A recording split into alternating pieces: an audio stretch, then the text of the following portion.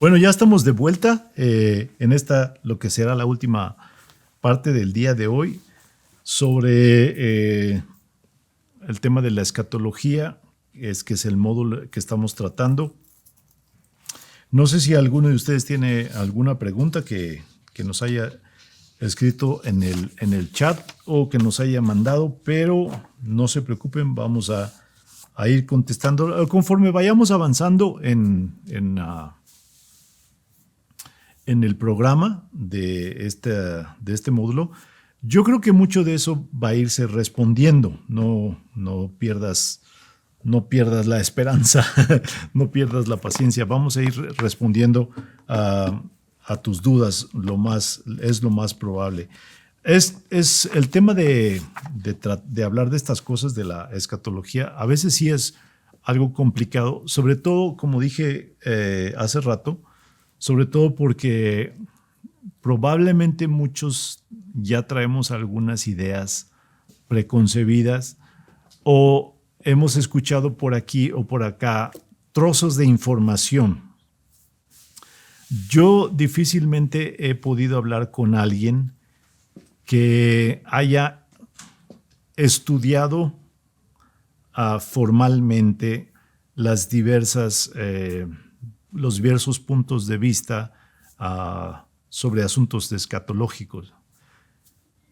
De repente hay personas que a mí me preguntan sobre estos temas, pero es porque vieron un video, es que alguien dijo, escuchó en una prédica, y es que vio en la televisión, y es que le llegó un folleto a sus manos y decía esto, decía aquello.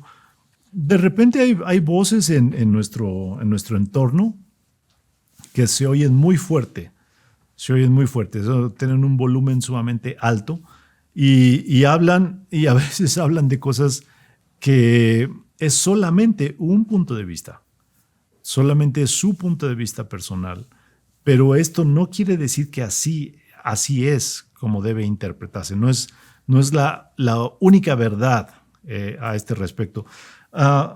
Y sobre eso quisiera mencionar lo siguiente. Nosotros como cristianos, la iglesia cristiana, tiene dos tipos, todas las iglesias cristianas, todas las expresiones del cuerpo de Cristo, tienen dos grupos de doctrinas. Algo que podríamos llamar como la doctrina fundamental y algo que podríamos denominar como la doctrina secundaria. La doctrina fundamental es lo que nos hace miembros del cuerpo de Cristo, es lo que nos identifica como creyentes, es lo que nos identifica como iglesia cristiana, es lo que define nuestra fe, la doctrina fundamental.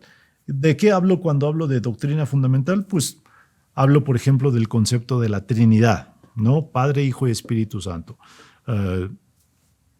¿Tú crees que Dios es Padre, Hijo y Espíritu Santo, un Dios trino, un solo Dios manifestado en tres personas? Yo creo lo mismo, entonces tú eres mi hermano. Seas de la denominación que seas, pertenezcas a la iglesia que pertenezcas, si tú crees que Dios es un solo Dios manifestado en tres personas, Padre, Hijo y Espíritu Santo, tú eres mi hermano. A eso me refiero con doctrina fundamental. Otra doctrina fundamental, la encarnación del Hijo. Si tú crees que Dios se manifestó en carne, es decir, el Hijo de Dios, la segunda persona de la Trinidad, tomó un cuerpo humano y habitó entre nosotros, ¿crees en ese concepto de la encarnación, nacido de mujer, 100% hombre, 100% Dios? Entonces tú eres mi hermano, compartimos la misma fe, es la fe fundamental.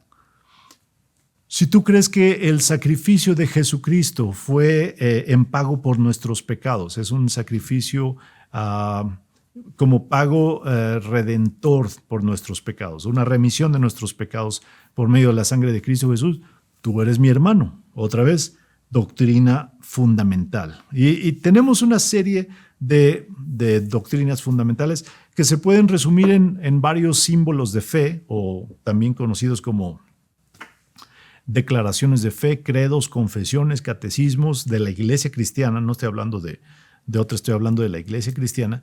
Tenemos varios credos, confesiones, catecismos que expresan los fundamentos de nuestra fe. Esa es doctrina fundamental. En eso compaginamos tú y yo. Hablamos la misma cosa, un mismo idioma. Eso nos hace hermanos, miembros del cuerpo de Cristo. Pero todas las iglesias tenemos un grupo de doctrinas secundarias. Y en eso se puede tener diferentes puntos de opinión. Claro que sí. Por supuesto que sí. Por ejemplo, si tú crees que los que se bautizan en agua deben bautizarse en un río, pues eso está catalogado dentro de las doctrinas secundarias. Si tú crees que los que se bautizan en agua deben ser bautizados en un bautisterio, como el que tenemos acá en Más Vida, tenemos una pila, algunos le llaman pila bautismal o bautisterio. Tenemos parece fuente porque tiene ahí una cascadita, una bomba que acciona una cascadita. Es un espacio reservado para los bautismos en agua, pero también se ve lindo. No voy a decir que es un asunto puramente decorativo. No, tiene una función. Lo hemos destinado para bautizar en agua. Si tú crees que, como yo, que los que se bautizan en agua se pueden bautizar en una pila, en una alberca, en un bautisterio, en una tina, bueno, eso cae dentro de doctrina secundaria. Entonces, en las doctrinas secundarias se puede tener diferentes puntos de vista, diferentes opiniones. Ahora, cuando hablamos de las últimas cosas, parte de la doctrina de las últimas cosas cae en doctrina fundamental y parte cae en doctrina secundaria. ¿Qué caería en doctrina fundamental? Caería que Cristo viene por segunda vez. Todos los cristianos, la iglesia cristiana en su conjunto, en su totalidad, todos creemos esta doctrina fundamental: Cristo viene por segunda vez. El cómo va a venir, eso cae en la doctrina secundaria. Si tú crees que literalmente va a venir en un caballo blanco, bueno, eso cae en la doctrina secundaria. Si tú crees que va a descender y se va a quedar en las nubes y la iglesia va a ascender a las nubes y se van a quedar ahí celebrando las bodas del Cordero por 7 años, eso es doctrina secundaria. ¿Me explico? Si tú crees que va a venir y va a poner su trono sobre Jerusalén, literalmente, y de ahí va a gobernar, eso cae dentro de doctrina secundaria. Es tu interpretación personal de la doctrina fundamental. El chiste es que tú y yo creemos que vendrá por segunda vez. Entonces eso nos hace hermanos. Pero no tenemos por qué tener... Podemos tener diferentes puntos de opinión, podemos tener diferentes puntos de vista, pero eso no tiene que poner enemistad entre nosotros. Entre tu punto de vista y mi punto de vista puede haber un abismo, un abismo de diferencia, pero eso no tiene por qué enemistar una denominación con la otra. Eso no tiene por qué enemistar a un hermano con otra denominación o con otros hermanos de otras denominaciones. ¿Me explico? A eso es a lo que me refiero. Y como doctrina fundamental estamos viendo algunas cosas de la segunda venida y también vamos a tocar algunas cosas de la segunda venida que caen en el campo de lo secundario, que tiene más que ver con las formas. ¿Me explico? Tiene más que ver con cómo creemos que se va a ver. Y aquí hay un sinnúmero de puntos de vista. No hay una sola verdad. Aquí hay muchos puntos de vista. La única verdad es que sí viene por segunda vez. Esa es absoluta y total. Pero de este lado hay varias maneras de ver ese hecho. ¿Ok? Entonces, habiendo aclarado eso, quiero entrar ahora en el análisis de algunos pasajes de la Biblia y algo que está ahí en tus notas también, que tiene que ver con estos pasajes de Apocalipsis capítulos 1, 3 y 22. ¿Sí?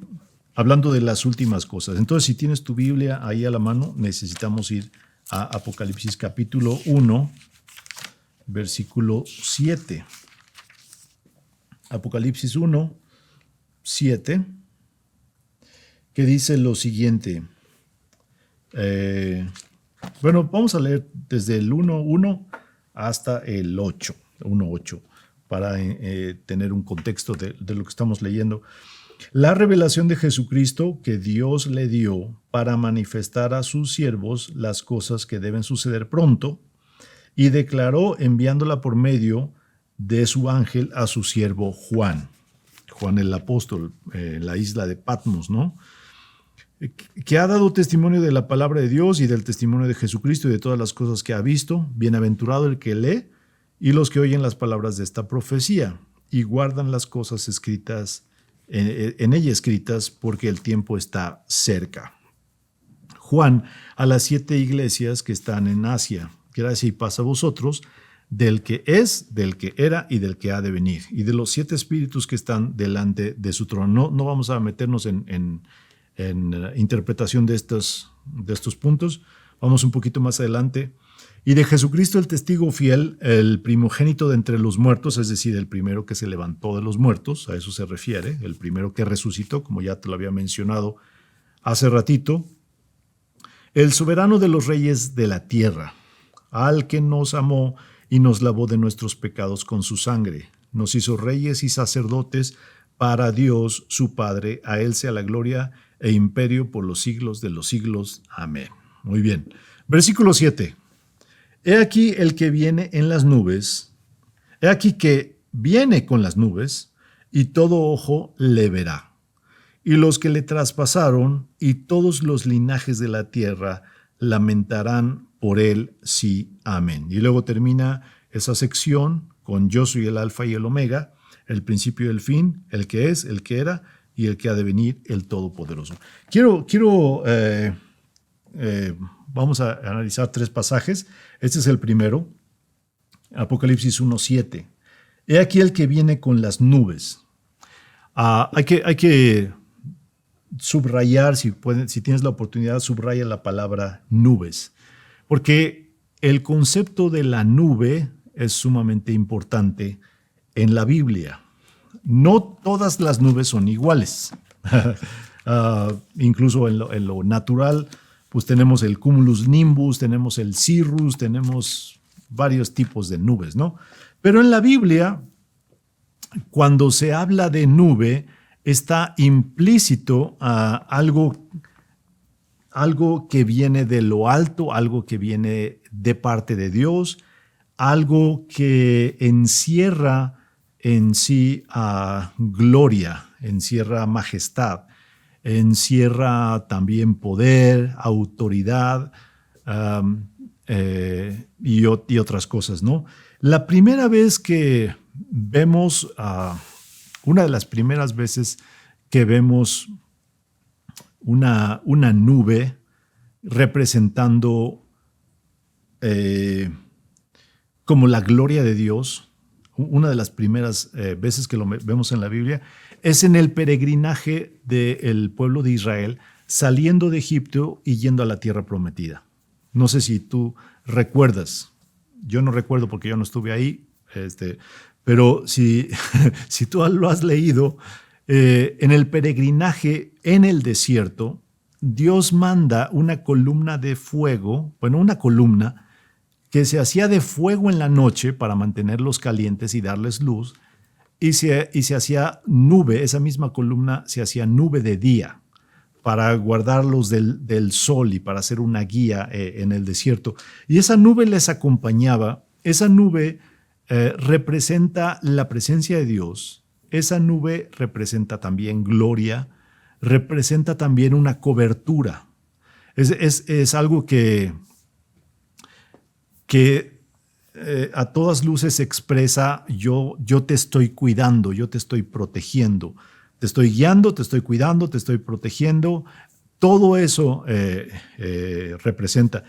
Quizás recordarás haber leído que la nube viajaba y de repente bajaba y se posicionaba precisamente encima del arca del pacto. Los levitas llevaban el arca en los hombros, se iban caminando, y cuando la nube se detenía, ellos tenían que bajar el arca del pacto, y a partir del arca del pacto, el arca de la alianza, tenían que construir el resto del campamento. Lo primero que se colocaba el primer mueble que se colocaba cuando se instalaba el campamento de Israel, estoy hablando de las 12 tribus de Israel, ya cuando salieron de Egipto, que algunos dicen que eran aproximadamente 3 millones de personas. Lo primero que se instalaba era el arca del pacto. Se ponía el arca del pacto, a su alrededor se construía el tabernáculo y a su alrededor se ponían los campamentos de las 12 tribus de Israel. 3 tribus al norte, 3 tribus al sur, 3 al oriente y 3 al poniente. Siempre era la misma mecánica. Y ya que el campamento estaba instalado, la nube descendía sobre el tabernáculo. Y así estaban 1 o 2 días, podrían estar una semana, quién sabe. Lo determinaba la nube. La nube de repente se levantaba y entonces era señal para empezar a recoger el campamento. Y empezaba a recogerse de afuera hacia adentro. Se recogían las tiendas, luego se recogía el tabernáculo y lo último que se levantaba del piso era el arca del pacto. Se levantaba, los levitas lo ponían en su hombro y entonces la nube empezaba a recorrerse y entonces ellos seguían la nube. Eso es una de las primeras veces donde vemos una nube literalmente a todas luces enviada por Dios con un propósito. Otra vez que vemos una nube, la vemos en el monte Sinaí. Cuando desciende una nube, el monte está echando humo, parece un horno inmenso, pero hay una nube y a Moisés se le pide que suba al templo, al monte, y ahí recibe las tablas de la ley, está 40 días ahí. Tú comprendes la idea, ¿no? Es una nube que envuelve la presencia de Dios y donde Moisés se encuentra con Dios. Otra vez vemos otra nube en la dedicación del templo. Salomón está dedicando el templo de Jerusalén, acaban de terminar la obra, y en la oración de dedicación una nube inunda el templo. Esta nube representa la gloria de Dios. Otra vez vemos una nube ya en el Nuevo Testamento, vemos una nube cuando Jesús sube al monte acompañado de Pedro, Jacobo y Juan. Y en el monte hay una transfiguración, las ropas de Jesucristo se vuelven blancas y se aparecen a su lado Moisés y Elías. Y los envuelve una nube, una vez más la nube. Y luego vemos otra vez a una nube en el momento en el que Jesús asciende al cielo, después de su resurrección, está en un monte, se despide de sus discípulos y comienza a ascender y una nube le envuelve y le oculta de sus ojos. Todas estas ocasiones donde se menciona la nube representa gloria, representa cobertura, representa protección, representa cuidado.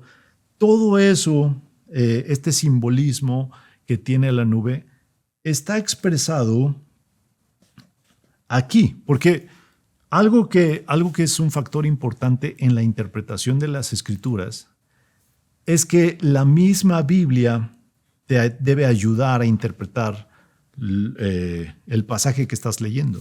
Entonces yo encuentro aquí en Apocalipsis, capítulo 1, versículo 7, he aquí viene con las nubes y todas estas imágenes de nubes a lo largo de la Biblia tienen que enriquecer lo que estoy a punto de leer, lo que estoy leyendo, tienen que enriquecerlo. Entonces, Jesucristo viene entre las nubes, no está hablando de que, pues va a ser un día lluvioso, no, está hablando de que está rodeado de esto, de todo este simbolismo. Te recuerdo que Apocalipsis es la literatura apocalíptica o la literatura profética con tintes apocalípticos. Tiene que ser interpretada por muchos símbolos de las que se expresan ahí. Entonces, las nubes, muy importante. Luego, otro punto importante que encontramos aquí en el 7 es que todo ojo le verá. No va a ser algo oculto, no va a ser algo que se pasa desapercibido. Todos se dan cuenta. Ahora, esta es una parte interesante. Y los que le traspasaron, ¿a qué se refiere con los que le traspasaron? La mayoría de los comentaristas apuntan a que los que le traspasaron, es decir, los que le crucificaron, los que traspasaron sus muñecas con los clavos, el que traspasó su costado con la lanza, el que traspasó su frente con las espinas de la corona de espinas, hacen referencia a eso. Ellos son los que le verán. Ahorita voy a hablar un poquito más de eso. Pero también hay otros comentaristas que dicen que quizás eran las manos de los soldados romanos los que estaban clavando los clavos en la cruz, traspasando las manos de Jesús y los pies. Eran las manos del soldado romano, pero también eran nuestras manos, porque fueron nuestras culpas y nuestros pecados los que lo clavaron en la cruz. En la película de Mel Gibson, en la película de La Pasión, que básicamente se centra en la crucifixión de Jesucristo, hay una escena donde están las manos del soldado romano clavando el clavo en las manos de Jesús, clavándole a la cruz. Y dicen los que estuvieron presentes que es una escena donde Mel Gibson quiso prestar sus manos para ese cuadro, para esa imagen. Son las manos del director que quiso participar en ese momento, en esa escena, clavando a Jesús al madero. Y en una manera, como digo, varios teólogos y comentaristas dicen lo mismo, todos nosotros somos los que lo traspasamos. Todos los hombres, toda la humanidad, nuestros pecados fueron los que le traspasaron en la cruz del Calvario. Pero, bueno, si te quieres ir a lo literal y dices, no vamos a pensar en ellos. Pensemos en los soldados romanos, que solamente son ellos los que se está diciendo aquí, los que le traspasaron. Ok, está bien. ¿Qué representa eso? Que esos soldados romanos ya estaban muertos, ¿no? Bueno, ya están muertos. Están muertos desde hace 2000 años. Pero en su segunda venida, al decir todo ojo le verá, está diciendo, número uno, que todos los vivos le verán, pero número dos, también todos los muertos. Todos los que han muerto, porque la segunda venida está acompañada de la resurrección de todos los muertos. Lo vamos a ver más adelante con detalle. Solamente estamos viendo aquí algunos pasajes que nos hablan de la segunda venida, pero está implicando aquí entonces que si solamente quieres pensar en los soldados romanos que clavaron los clavos en sus manos y en sus pies, también ellos van a ver a Jesús cuando venga por segunda vez. Porque aunque estén muertos, se levantarán de los muertos para ser testigos de la segunda venida de Cristo. Todos, vivos y muertos, le verán viniendo en las nubes. Y lo complementa diciendo, y todos los linajes de la tierra lamentarán por él. No será un asunto focalizado, es un asunto global, es un asunto mundial. Todos los pueblos, toda tribu, toda lengua, toda nación, todos le verán viniendo en su segunda venida. Este es el concepto que maneja de segunda venida Apocalipsis capítulo 1, versículo 7. Ahora vamos a Apocalipsis 3, Apocalipsis 3, 11. Dice 3:11, he aquí yo vengo pronto, retén lo que tienes para que ninguno tome tu corona. También es una repetición, o mejor dicho, es una referencia a lo que ya había dicho en el 1:3, cuando dice al final de ese versículo, porque el tiempo está cerca, el tiempo está cerca. Y aquí en el 3:11 dice, he aquí yo vengo pronto. Ahora, ese pronto, yo creo que estarás de acuerdo conmigo, es que es un pronto bastante relativo. Porque Juan el apóstol probablemente escribió este evangelio, este libro, el libro de Apocalipsis, lo estaba escribiendo probablemente en el año 95 después de Cristo. Y entonces el pronto no suena tan inmediato, no suena como que es algo que va a ocurrir inmediatamente, ¿no? Ahora yo lo decía hace un momento, a la luz de la eternidad, 2000 años es un abrir y cerrar de ojos. A la luz de la eternidad, ese pronto es en un guiño, en un abrir y cerrar, en un chasquido, esto va a ocurrir. Otra implicación entonces de la segunda venida es que es algo repentino, es algo que puede suceder en cualquier momento. Y finalmente el 22:20,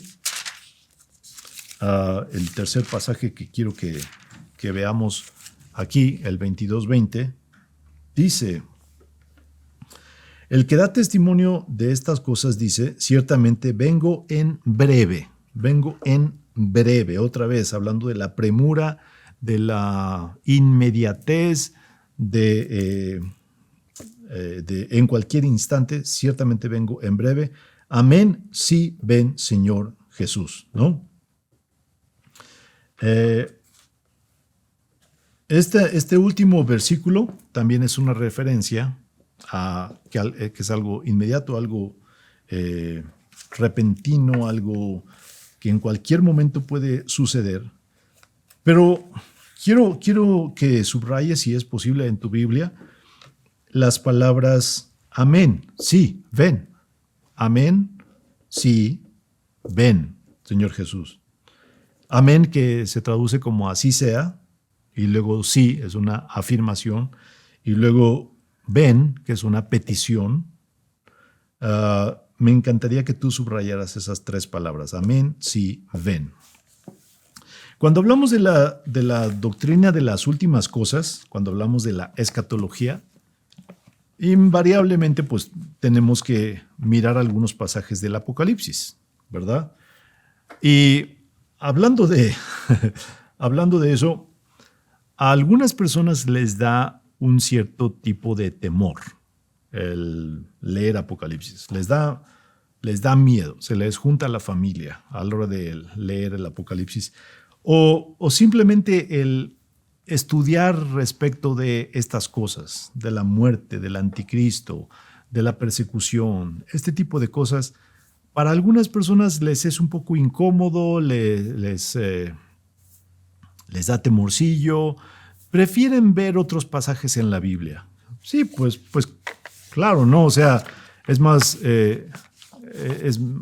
bonito leer, no sé, yo soy el buen, Jehová es mi pastor, nada me faltará. Es más lindo leer eso que leer que cayó una estrella del cielo que se llamaba Ajenjo y que se abrió la tierra y salieron escorpiones volando con melenas de león y aguijones y que hacían daño a los hombres en la tierra. Claro, es más lindo leer el Salmo 23, ¿no? Jesús es, el Señor es mi pastor. Es más lindo. Y como digo, muchas personas al leer o al estudiar el asunto de las últimas cosas, pues sí se preocupan, se alteran, tienen temor. Pero déjame decirte que esa no fue la reacción de los primeros recipientes del libro. Las primeras personas que estaban leyendo, las primeras personas que leyeron el Apocalipsis, que leyeron los escritos de Juan, recibieron este documento, lo atesoraron en su corazón con todo su amor, ¿no? Lo recibieron, lo coleccionaron.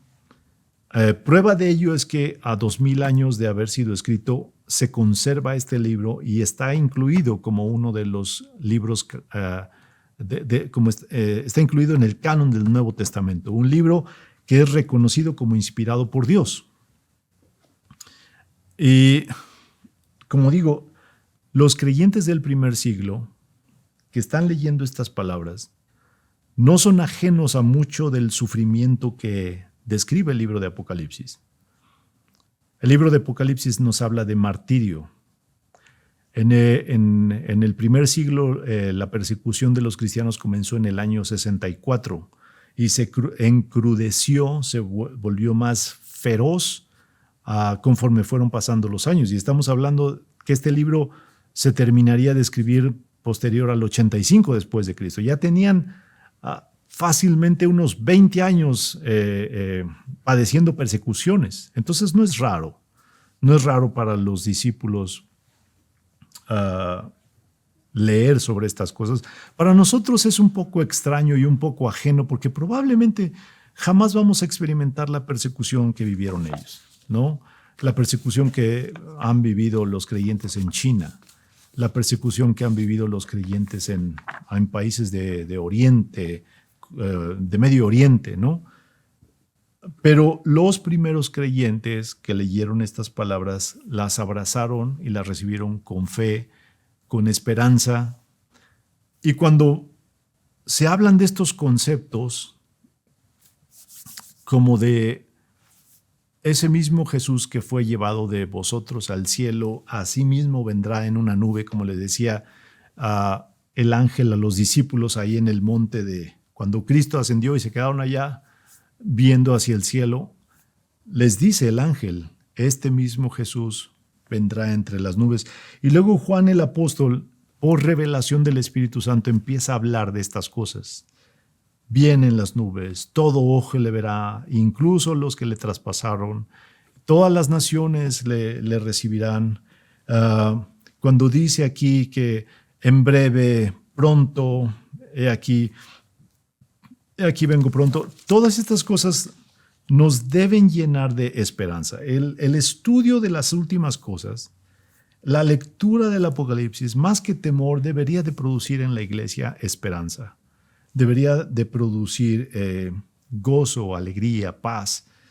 Yo diría lo siguiente, si estás leyendo Apocalipsis y tu corazón se llena de temor, es que probablemente no estás interpretando bien. O si alguien te ha enseñado de Apocalipsis, o si has escuchado una predicación de Apocalipsis y el resultado de ello es que te llenas de incertidumbre, de temor, de inseguridad, probablemente no es quizás el mejor punto de vista, ¿sí? Quizás no es el mejor punto de vista, porque en el estudio de las últimas cosas, Apocalipsis es una pieza fundamental que habla de que toda la historia termina, en primer lugar termina, pero en segundo lugar termina para bien, para los que hemos creído, para los que hemos esperado, para los que hemos puesto nuestra fe en Jesucristo, para todos nosotros termina bien. Es una buena historia, es una historia que debemos apreciar, es una historia que nos debe confortar, es una historia que debe producir en nosotros un consuelo, ¿sí? Es la respuesta a nuestra esperanza, es el cumplimiento de una promesa. Él prometió que vendría y simplemente imagina el día en el que Él cumple esa promesa, que diga, ya estoy aquí como lo prometí, ya regresé como dije que lo haría. va a ser la cosa más increíble del mundo. Bueno, estamos terminando por el día de hoy. Hace un momentito mencioné que estoy dejando un trabajo de investigación. Este trabajo de investigación consiste en buscar a lo largo de la historia algunas de estas 4 señales. Hay 4 señales de las que habla Apocalipsis, decía yo 3 o 6. Cuando se está hablando de los jinetes del Apocalipsis 6, hay estos 4 jinetes del Apocalipsis en realidad son señales. Ya sea que quieras tomar alguno de esos 4 o alguno de los 6 que menciona Mateo 24. Mateo 24 habla de estas mismas 4 de las que habla Apocalipsis y añade otras 2. Mateo 24 habla de anticristos, hambre, guerra, peste, terremoto y persecución. Y la investigación consiste en buscar a lo largo de la historia estos eventos, qué tan intensos, qué tan frecuentes, de qué magnitud. ¿Me explico? Escoge 4 y vas a presentarnos esta investigación. En tus notas también quiero mencionar lo siguiente, antes de terminar. En tus notas está aquí, dice antología, y en la página, ya estamos en la página, sería la página como 5. Dice antología y luego dice página 752. Te estamos haciendo llegar 3 documentos. Uno es de Francisco La Cueva, otro de un hombre que se apellida Mena y hay otro que es Bushwell o algo así. Vas a buscar en esos documentos estos escritos. Es fácil reconocerlos porque aquí habla de la página 700. Entonces, uno tiene 13 páginas, el otro tiene, no sé, el otro antología tiene poquitas páginas. Pero hay uno que es más extenso, no son 700 páginas, solamente es un extracto, pero ahí están marcadas las páginas, como 750, 760. Ahí vas a buscar la referencia a lo que está escrito aquí. Lo voy a volver a mencionar la próxima semana, porque la próxima semana es cuando vamos a tocar estos temas. Pero si puedes irlo leyendo, porque parte del plan de estudios comprende la lectura de estos 3 documentos que te estamos haciendo llegar. Y va a ser de mucha utilidad que tú puedas leer respecto de, aquí específicamente hablando de el mundo invisible, la tradición patrística, el estado intermedio antes de Cristo y la falsa doctrina del purgatorio, la resurrección del cuerpo, la resurrección en el Antiguo Testamento y la doctrina neotestamentaria de la resurrección. Todos esos tienen una referencia en estos documentos, en estas antologías que te estamos haciendo llegar para que los leas. Pero tienes que leer los 3 documentos, ¿de acuerdo? Si tienes preguntas, dudas, quejas, comentarios, sugerencias, por favor, mándalos al chat, escríbelos en el chat, mándalos directamente al maestro Pedro y vamos a ir contestando cada una de tus preguntas o de tus inquietudes, si no es que a lo largo del estudio se va a ir contestando, porque es lo más probable que vamos a ir contestando. ¿De acuerdo? Pues vamos a dejar hasta aquí. Si me permiten, vamos a orar y vamos a terminar por el día de hoy. Señor, te damos gracias por este tiempo, gracias por la oportunidad que tuvimos hoy de estudiar la Biblia, de estudiar las Escrituras.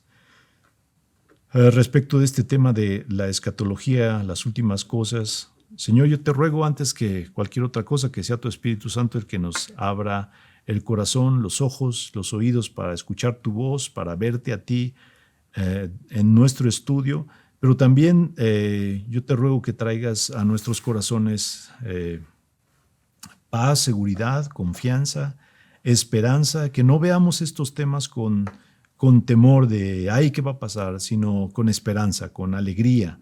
Señor, porque como decía el apóstol Pablo, nuestra recompensa, nuestro galardón está cerca. Y cuando miramos a las nubes, cuando miramos al cielo, realmente eso es lo que esperamos. Esperamos que tú vengas a nuestro rescate, que tú vengas a nuestro encuentro, que tú vengas porque en tu venida ya todo lo demás cobrará sentido, todo lo demás caerá en su lugar, todo lo demás carecerá de valor por el simple y sencillo hecho de que tú te presentes entre nosotros. Y como decía el apóstol Juan al final de su libro, amén, sí, ven Señor Jesús. Es el ruego de nosotros, es el ruego de toda tu iglesia.